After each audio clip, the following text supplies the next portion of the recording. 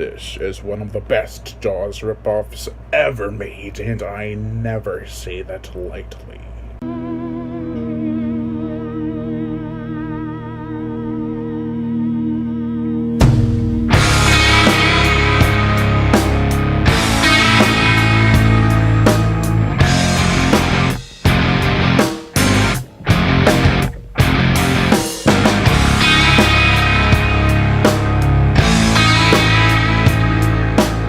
Alligator, the 1980 creature feature from director Louis Teague, who also directed Cujo and Cat's Eye.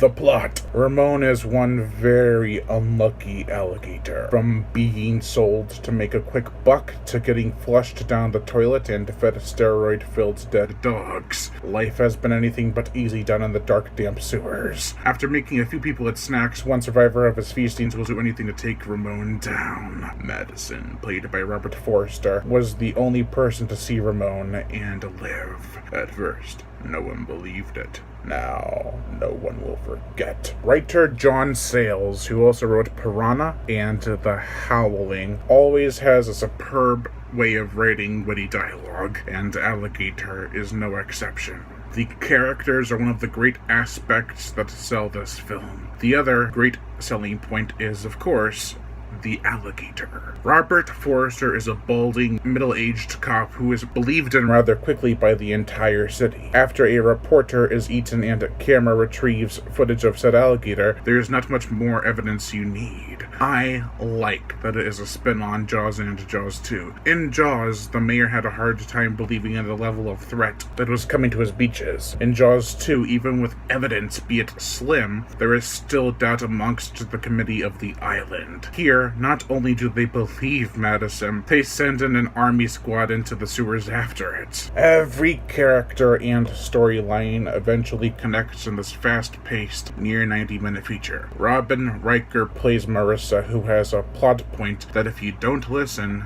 you'll miss. She's oblivious to it throughout the runtime, and I kind of do and don't wish she was. It is possible to make her aware of it, but having her being in the unknown gives us the horrid realization and not her. Sayles used the same technique that Spielberg was once inspired by from Alfred Hitchcock. The whole two guys at one table, unaware the bomb is underneath said table. We, the audience, know, but the characters don't. Michael V. Gazzo is highly enjoyable as the chief of police. His humor is snarky and funny. Sidney Lassick has a memorable part as Gutchell. His cat-loving Hawaiian shirt-wearing demeanor is so typical for that kind of person. You can almost smell the nasty cat piss on him. Ugh. The last character I'll mention is Brock, played by Henry Silva. He's the eccentric hunter that is also a bit goofy. His hilarious monologue about alligators is totally unexpected and works at making me bust a gut every time. I first saw this movie when I was 6 or so. It was heavily censored on the Sci-Fi, not Sci-Fi channel. Since then, I've gained access to the Lionsgate's DVD and the Blu-ray that came out recently.